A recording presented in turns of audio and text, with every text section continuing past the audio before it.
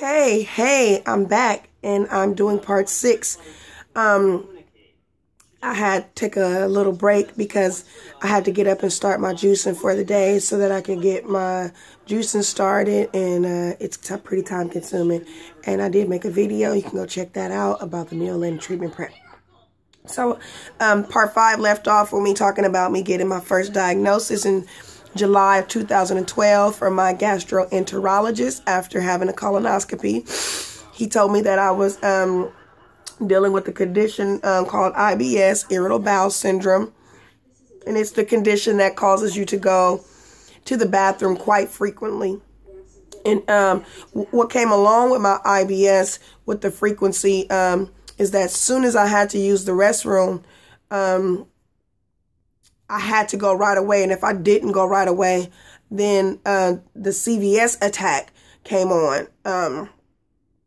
I started getting dizzy, nauseous, sensitive to stimulation, light, sound, and things like that. And then the pain would start. And this would happen anywhere, no matter where I was.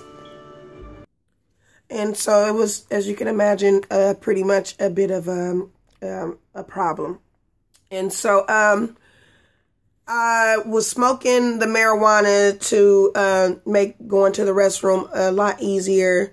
And I couldn't do that everywhere. So a lot of times it was hard for me to even come out of the bathroom because I would go in and then the pain would start and I wouldn't have the marijuana to relieve the symptoms. And I could be stuck in the bathroom for an hour and a half at work, on my way to an appointment, anywhere. It's the hardest part about being sick is just like how it stops your life. It's just an obstacle in the way that you're not used to having. And so, you know, when you're at work and you're in the bathroom for an hour and a half and everybody's looking at you, or you're in college and you're in school and you're in the bathroom for an hour and a half in an hour and a half class lecture, and you come back and you didn't get anything, or you're missing half of the notes, and you have to go ask the teacher and stay after class or come on your days off and your time off to get the information and make it up. It just becomes really hard, and a lot of people would probably have given up. And I thought about it, that even though I was going through all this and I was going to college and I was working and I was raising children, I didn't give up.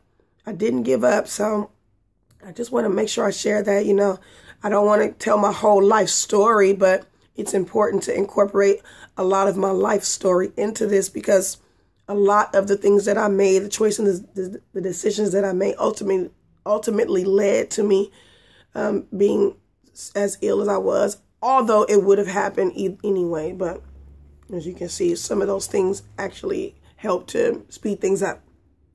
So I got the diagnosis 2012, IBS, and I was using the marijuana for the IBS and some of the medicines that they were giving me, but it wasn't relieving any of the symptoms. It wasn't, nothing was getting better. I was dealing with the symptoms as they came up, but they hadn't stopped or regressed. They were actually getting worse and more frequent. And I was going to the doctor and I was continually complaining. And I had told the doctor about my marijuana use because I always kept them informed about everything that I had done and was doing, because I needed to know what was really going on. And with my first diagnosis, IBS, it gave me something to start looking into. And so I started to research IBS. And when I researched it, the symptoms that I read upon didn't match what I was going through. Yeah, a couple of the things matched, the frequent bathroom trips and, you know, a couple of other things, but the big things, they didn't answer those questions. And so when I went back to my physician, he was like, "Hey, aren't you happy you got an answer?" And I was like, "It didn't answer all of my questions. What about this?" And he was just, I could tell he was frustrated with me not being satisfied with that answer. And him just telling me that I would have to learn to deal with it. And me saying, "No, I'm not going to live like this. I'm not going to deal with this." And from there, what I decided to do, what that did for me though, was now, as I'm looking up my condition, I'm no longer researching IBS. I've spent months researching IBS. It's 2013. I'm about to graduate from college again, Cal State East Bay, I believe. And or no, actually, I'm about to graduate from merit in my radiologic science program, 2013. And by this time, I had already read so much material on IBS. 20% of the population suffers from it and so forth. But one of the things that they didn't tell me is that it's a symptom of another underlying condition.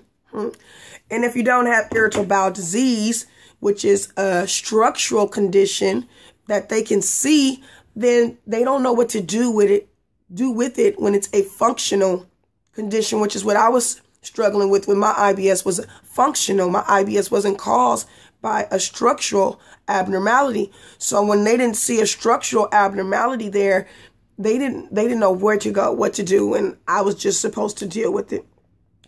So when I had started researching the IBS and I realized that a lot of the symptoms that I was suffering from weren't there, that gave me the idea to start researching my symptoms and stop researching IBS, looking for my symptoms to fit. So what I did is I started putting in my symptoms. And what I learned from being in the medical profession is that that's all that physicians do. They have a medical database that they use, and you tell them all your symptoms, and they go input all those symptoms, and then they get an output of all of the possible diagnoses that they should confer with you. So I used that. I thought about that, and I said, oh, I should use that and do the same thing with Google.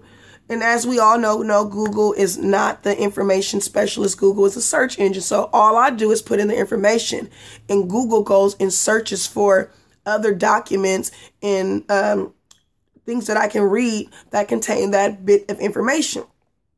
So what I was doing was inputting all of my symptoms in and getting outputs of this list of all these diagnoses or possible diagnoses. And I had gotten diabetes and pancreatitis and cancer and a multitude of diseases, a long list of diseases. And I remember going through those diseases and the symptoms and the signs, and I fit a lot of the signs and the symptoms. But there was always this one pressing piece that was missing. So I just continue to keep searching and going to my doctor, and everything that I searched for, I would ask him to check me for it, to check it out. And so at this point, he's starting to feel like, oh, she's getting crazy with this, and it's just like all in her head. So now he's telling me, oh, we're going to just send you to a therapist. You need someone to talk to. So I ended up going to the therapist, and I did get diagnosed with post-traumatic stress disorder, because I did live a hard life. I didn't have parents growing up. I grew up in the streets and surviving and just making it kind of, I developed some survival mechanisms that, led to stress. And then, what else? I think that was basically the main thing that I was diagnosed with. So I went and I researched that, and it didn't answer the question of why was I sick. Some of the symptoms, yes, they did answer some of those things, but it wasn't comprehensible. It wasn't explaining everything I was going to. It just wasn't making sense. And at the same time, I'm still continually making diet changes, eating mostly a vegan diet, and trying to just incorporate different things into my diet and lifestyle that I'm reading as I'm researching, that, okay, this symptom also is shared with this disease. I'm going to use this treatment for this symptom. This food helps with this disease, so I'm going to eat this food more. And so I was treating my body like I had all of these different diseases when none of them actually fit, but I was just treating myself as if I had all these different diseases. I went to school to be an x-ray tech, but I didn't get in. So I ended up going to a kinesiology program. I got my bachelor's of science in kinesiology. And I never understood in my whole life, why did I go to school for this? And I don't work in the field. But what I did learn is I took a physiology class, and the physiology class basically teaches you how the body takes nutrients and vitamins and hormones and how it's used to basically develop energy in the body and allow the body to function at the micro level.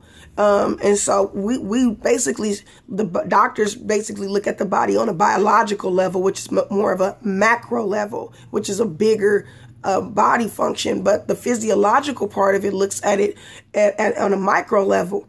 And so I had a lot of knowledge of how the body functioned with different minerals and vitamins and hormones and how those things worked, and how oxygen was very important in the oxidative phosphorylation process, in the Krebs cycle, and how energy is formed from adenosine diphosphate to adenosine triphosphate, which is ATP, which is the energy structure that we use most to get just to move around. It's your energy factory, and oxygen is the main source or fuel for that energy structure to work in the oxidative phosphorylation process.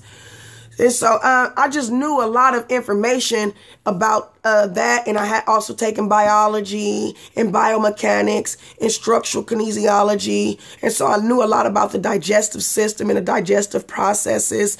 I knew a lot about the structure of the digestive system, that the things went in through the esophagus and down through the stomach and out the duodenum and through the small intestines, the jejunum, the ileum, and then through the colon and out through the colon, up the ascending colon, through the transverse colon, down to the descending colon, out of the sigmoid, and then it releases out of a sphincter in the rectum.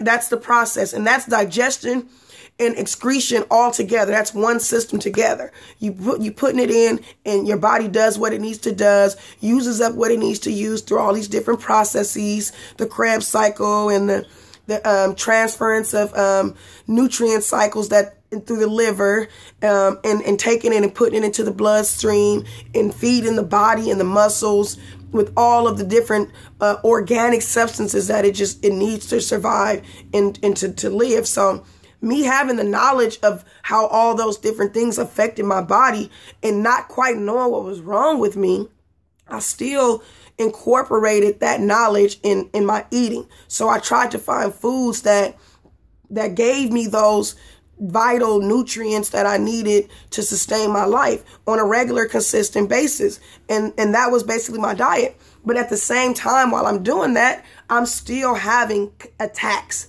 crazy attacks consistently. I can't get them. I can't control them. I can't stop them. I can't do anything with them. So I'm going to my doctor and I'm going to the therapy, and I'm trying to do everything. They even had me doing acupuncture at one point, and I was just willing to do whatever I could do to try to relieve some of the symptoms. And so my doctor one day came and he told me, I think you may be suffering from atypical migraine. And I'm like, what? Migraine? I'm talking about my stomach, not my head. And he's like, no, there's this thing called atypical migraine where the stomach has migraines, where your head is no longer able to deal with the pain. And so what happens is that there's a vagus nerve that runs from the brain to the stomach. And so when the brain is no longer able to handle the pain, it transfers to the stomach.